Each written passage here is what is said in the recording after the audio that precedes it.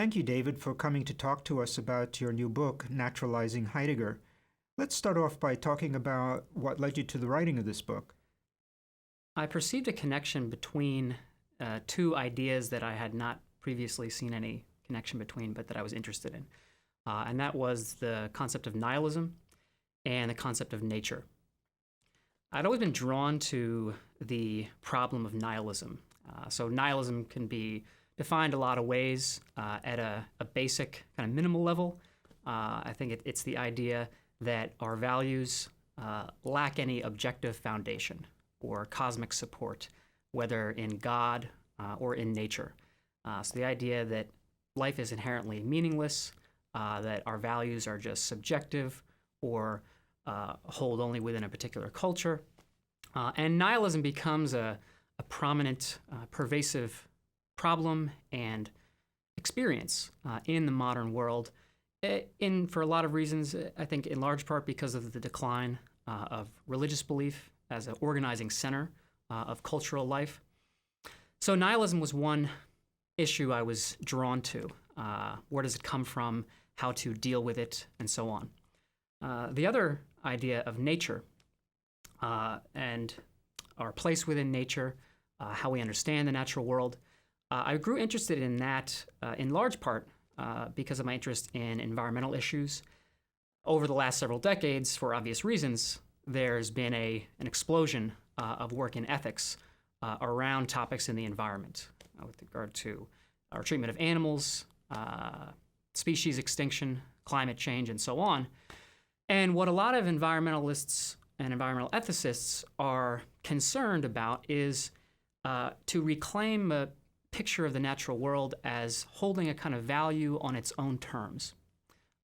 Many attribute the environmental crisis or environmental crises and problems to the notion, to a view of nature that comes to prominence in modernity, in the Industrial Revolution, in the Scientific Revolution, such that nature is valueless, and therefore we can kind of do whatever we want with it. So I was drawn to these two sort of problem areas, and I saw a connection between them, namely the rise of a new conception of nature in modernity that doesn't have any place for value, which seems to motivate the environmental problem, but also seems to underlie the nihilism problem for human life and human motivation. So that the possible connection between those two ideas was sort of the animating idea. And why Nietzsche and Heidegger? Well, both Nietzsche and Heidegger were concerned with the advent of nihilism and sought to formulate responses to it. And they were also both concerned with the changed picture of the natural world and our place in it that comes to prominence in modernity, including and especially evolutionary theory, which we can probably talk about in a little bit. And a lot of environmental ethicists have drawn on Heidegger's work as possibly providing a foundation for a kind of ecologically apropos, friendly approach to the environment. So that was the basic animating idea behind the project. You describe Heidegger as taking a wrong turn. What do you mean by that? In his later work, which is the work that most of the folks using him for environmental ethics appeal to, he adopts a kind of poetic, sometimes people say mystical diction and kind of approach, and kind of puts the sciences and a scientific approach to the natural world and to human beings sort of over here.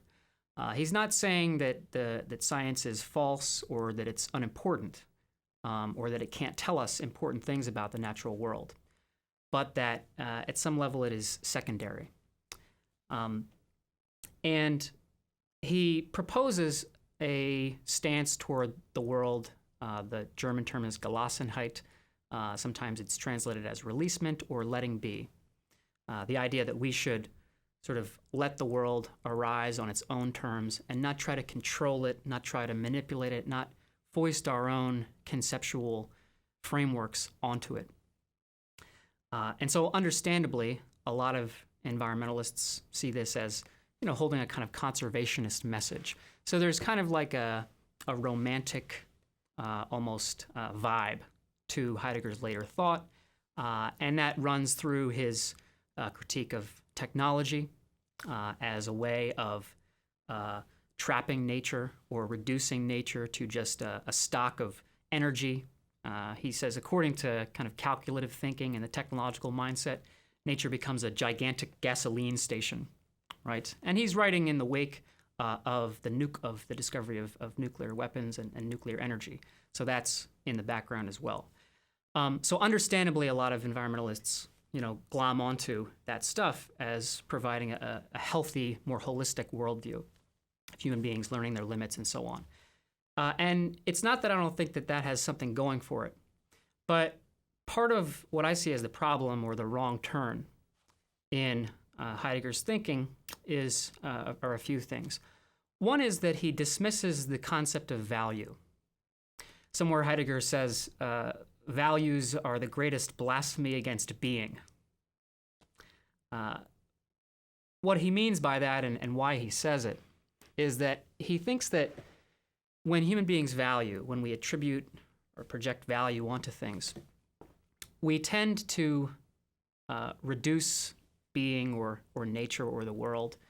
And as an aside, it's important too that in Heidegger's later work, the term being becomes more or less synonymous with the term physis, the Greek term for nature. So the idea of allowing being to manifest on its own terms and bearing witness to it also kind of carries over to the natural world.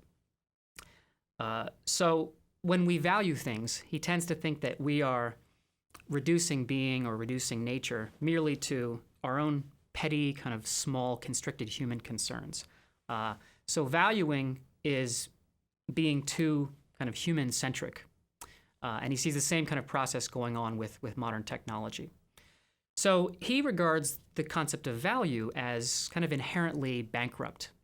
There's no healthy expression of it. It's necessarily human-centric, and it's not the proper way for human beings to relate to the world.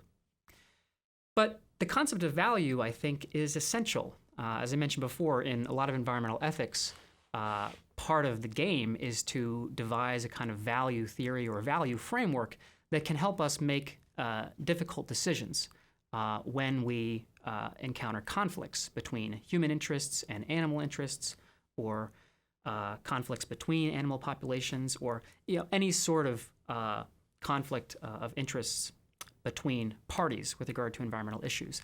And without some kind of a value framework, it's difficult to see how we could make any sort of decisions with regard to difficult environmental cases. And Heidegger's notion of letting be, that kind of sounds nice, but I think it's a little too vague, and we need something a little more specific if we're going to make responsible judgments with regard to environmental problems. That's one part of the wrong turn. Another part has to do with Heidegger's approach to evolution and to issues around philosophy of biology. And this kind of gets into the connection with Nietzsche and the kind of battle royale between Heidegger and Nietzsche that I sort out throughout the book.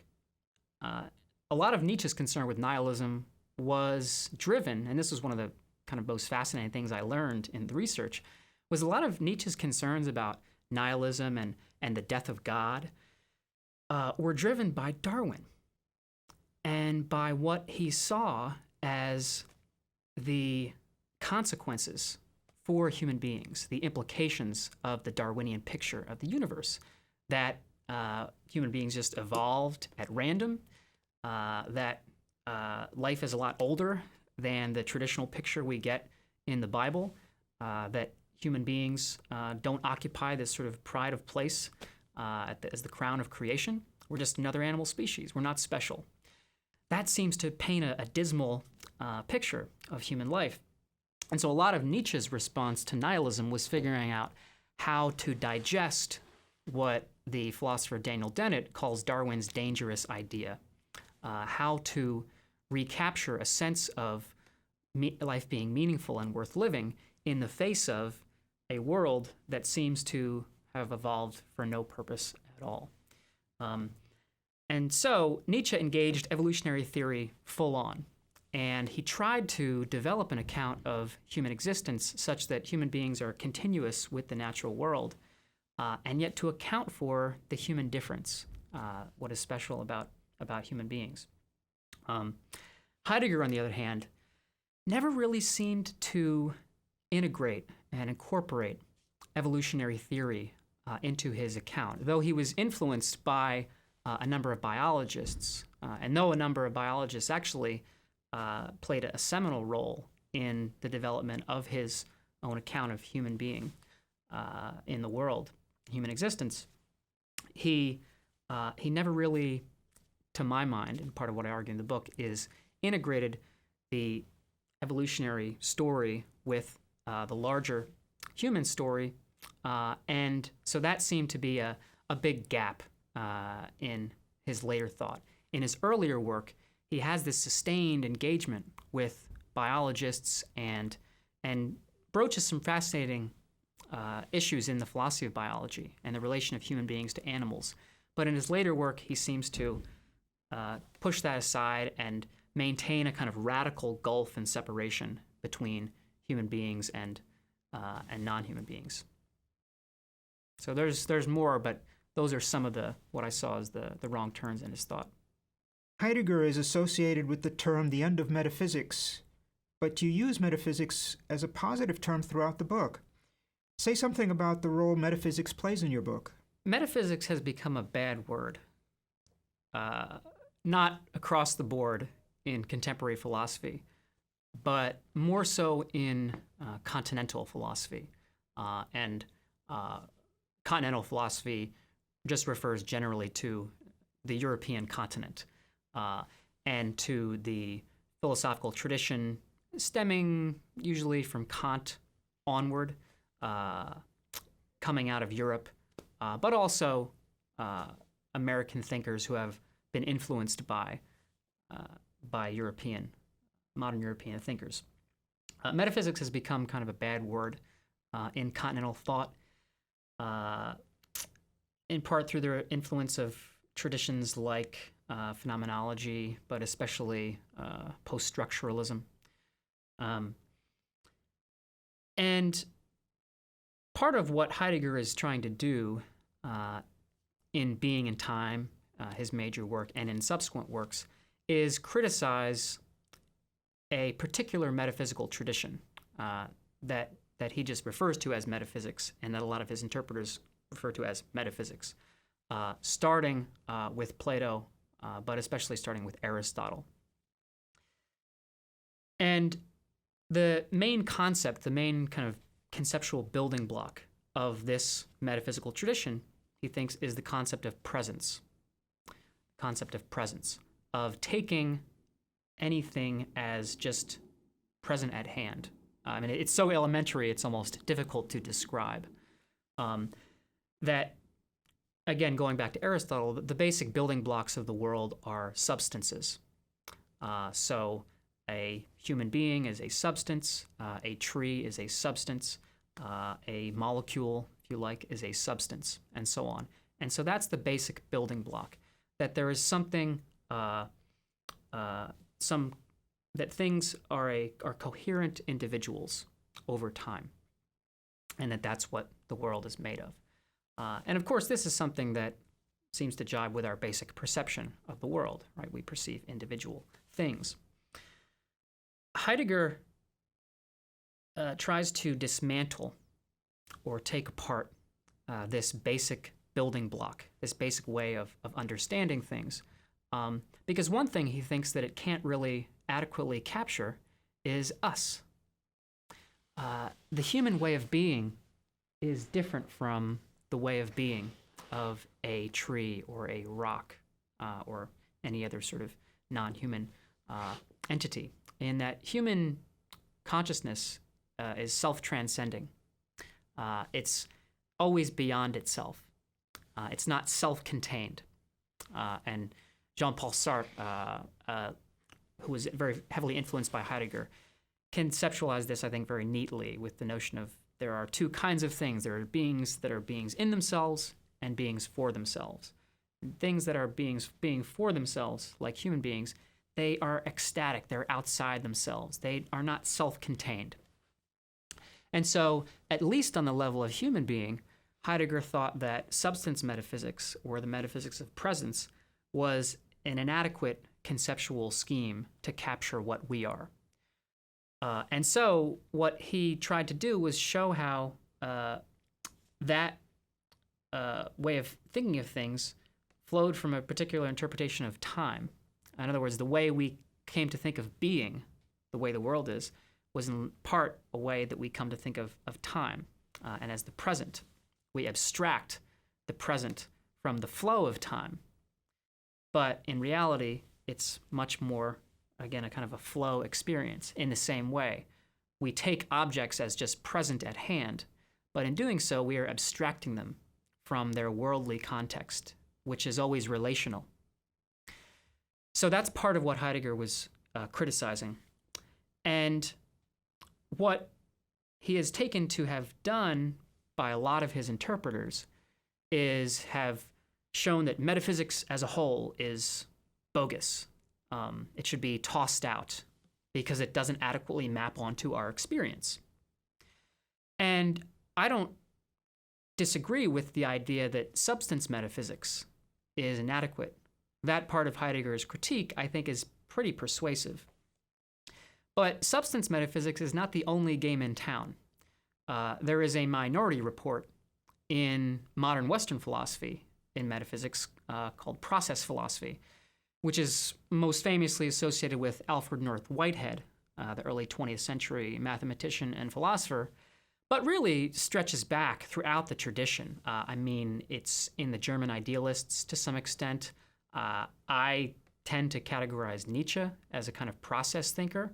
And even at the origins of Western philosophy, Heraclitus is often taken to be a process philosopher, with the basic idea being that the best way to understand things in the world is as processes, constantly in flux. So nothing is ever perfectly stable. We abstract stability and uniformity from the flow of experience, but that ultimately things are dynamic and changing processes, and there's no kind of inherent fixed unity to them. So I think that metaphysical tradition has a lot more going for it, and so metaphysics shouldn't be kind of tossed out. I think Heidegger and some of his interpreters kind of toss out the baby of metaphysics with the bathwater of bad metaphysics. So that's a little bit of how metaphysics functions in my book. In the next to last chapter, you say that Nietzsche provides us with a view that nature has value and meaning.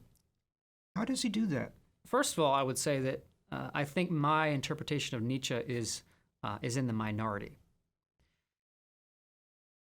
Because most people tend to see Nietzsche as having adopted the view that we can never really know nature in itself. We can only know our interpretations of nature. That human values and human purposes are things we project onto nature, whereas nature itself is valueless, is purposeless, and that all of our schemes, even science to some extent, is a kind of creative interpretation. So, and there are plenty of passages and texts throughout Nietzsche's corpus that suggest that idea, which would go against the very idea of saying that Nietzsche can support the notion that nature has value. But there's also evidence in his text. There are also passages that suggest otherwise. And part of the challenge with Nietzsche is, you can always, everyone can find themselves in Nietzsche because he says things that oftentimes seem contradictory. So what I set out to do was find the best Nietzsche I could. And for me, that meant areas where he seems to articulate a view in which value is not just something that human beings do. I call this a kind of projectionist view of value, that we just project value onto the world, but that the world itself doesn't have any value. And again, there are times when he says this. But there are also places where he suggests that valuing is inherent to all organic being. It's something that all living things do to some extent.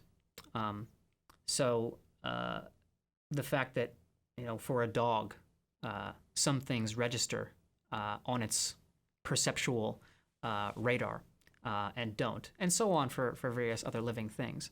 And by pursuing those things, they are kind of not consciously or intentionally, but implicitly valuing them.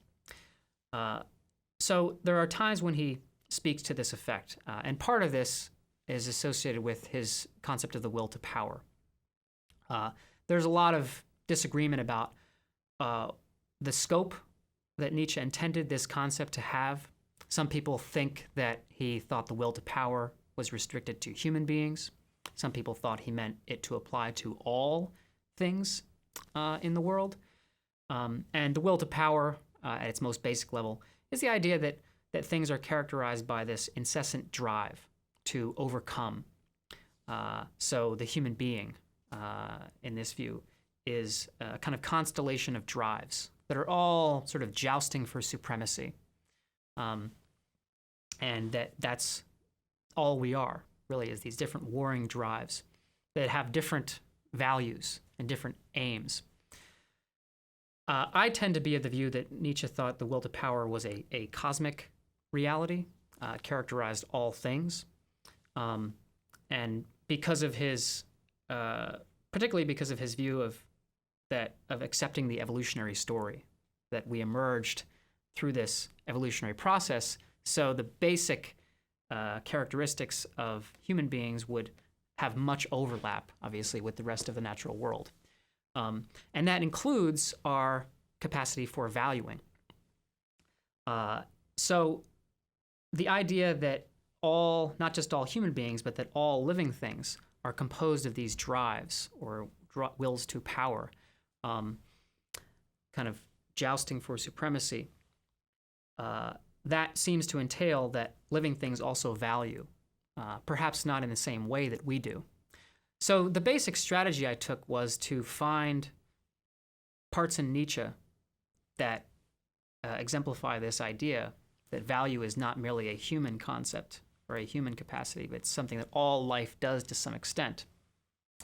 And try and show how that could be plausible, drawing on other resources in the philosophy of biology, such as Hans Jonas and Evan Thompson, who try to recover what is sometimes called a biology of subjects. Oftentimes when we think about biology, we think of the molecules and the cells and the sort of micro level. And a dominant way of seeing animals and living things in general that comes out of the modern philosophical and scientific traditions, stemming mainly from Descartes, is that animals are just machines. There's no soul, there's no interiority, there's nothing more to them than the physical parts they are made of. And of course, anybody with a dog will hear this and think, no, right? Of course not. Our experience of animals seems to suggest that there is more to them than what physics or chemistry could tell us, or even molecular biology. And so there's a tradition of philosophers of biology and phenomenologists who are trying to recapture this idea of a biology of subjects, that an organism has a kind of field of meaning, a field of sense that it navigates. Of course, those fields are more constricted than our rich experience of the perceptual world and our capacity for concepts and language and so on, but that we can't give an adequate account of animals and living being, absent attributing to them some kind of interiority or some kind of meaningful world or field of sense. And the notion of living things valuing is one part of that I tried to recapture through Nietzsche's account. Is there any new project on the horizon for you? As I mentioned earlier, I think one of the basic problems in environmental philosophy and ethics is recapturing a notion of the natural world as having a kind of value on its own terms that's not dependent on or attributed by human beings. And part of the problem there is, first of all, establishing that value exists in the natural world, and then after that, figuring out which values should be prioritized. And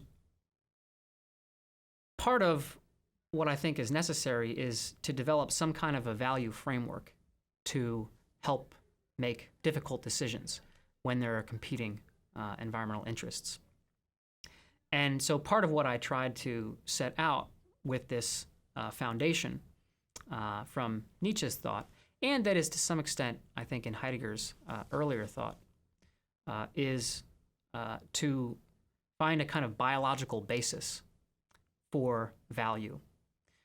Because a lot of environmentalists think we should value the natural world, but they also draw heavily often on the sciences, particularly of ecology, right? Because ecology seems to paint a picture of human beings as just part of these very large systems.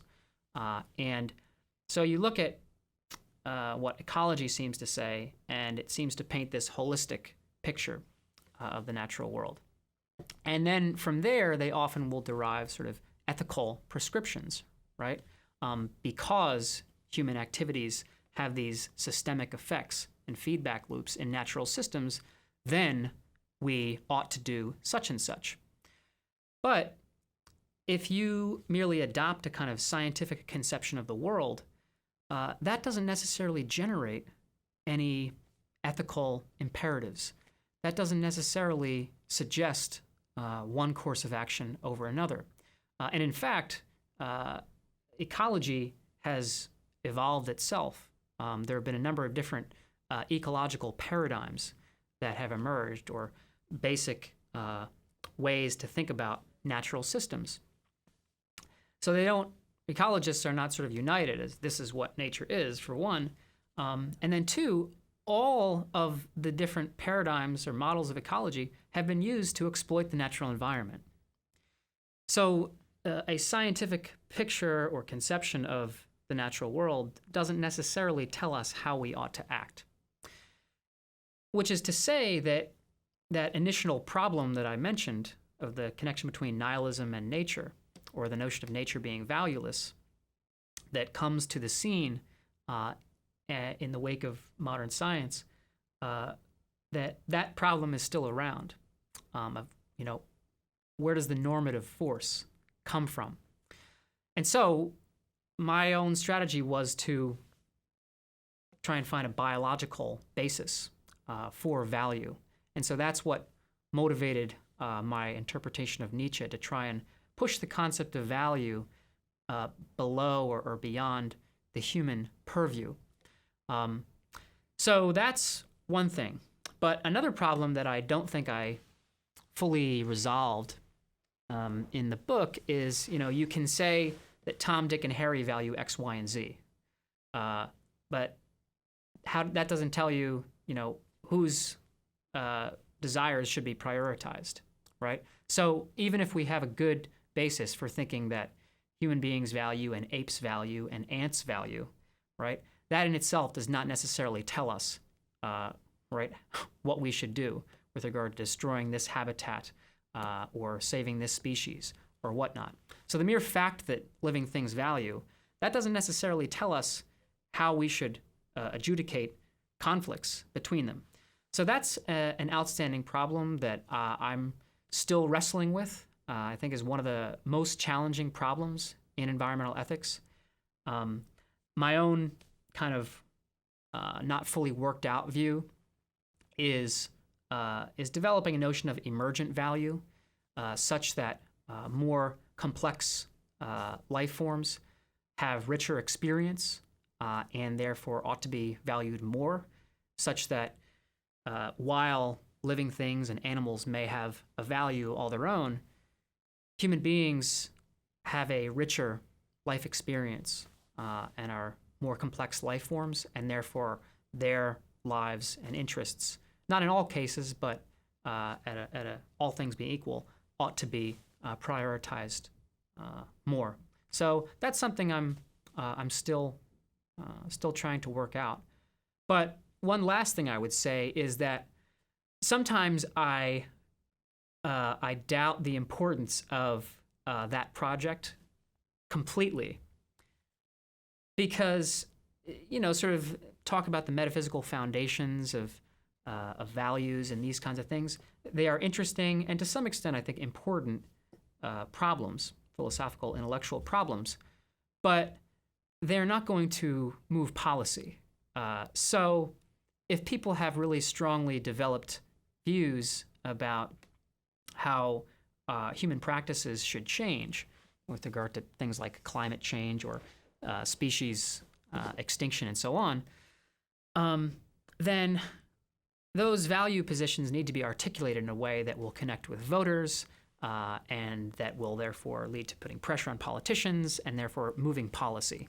So all of which is to say that to some extent the metaphysical and foundational questions, they have their place, but in terms of actually achieving change in the world, I think that they might oftentimes be besides the point.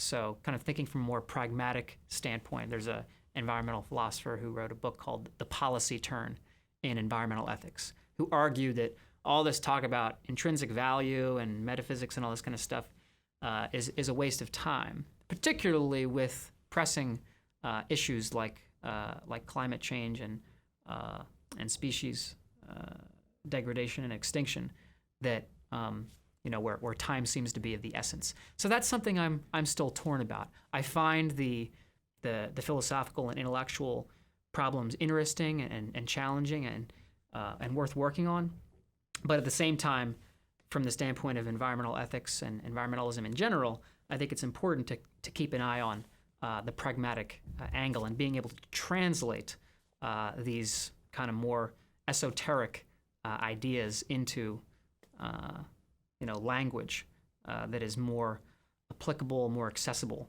to more people.